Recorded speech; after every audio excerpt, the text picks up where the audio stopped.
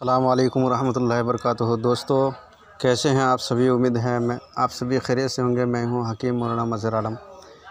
दोस्तों, बताऊंगा आप लोगों को कि एक ऐसी जड़ी बूटी, ऐसी बूटी के बारे में जिसके ज़रिए से हामिला का जो बच्चा होगा वो ताकतवर होगा और गोरा होगा, और हामिला की जो कमज़ोरी है, यानी कि जो औरत प्रेगनेंसी है उसकी कमज़ोरियों भी इससे दूर हो जाएगी। इसको इस्तेमाल करते रहेंगे तो इस बूटी को।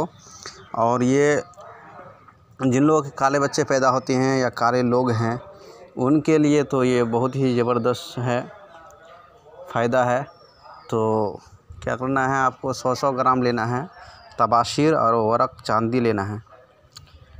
ये आपको कहीं भी मिल जाएगी, पंसार वालों के यहाँ से भी मिल जाएगा आपको, और परचून की दुकान है वहाँ से भी ले सकते हैं। तो ले करके इसको पाउडर बना करके 3-3 माशा दूध के साथ इस्तेमाल करें सुबह शाम,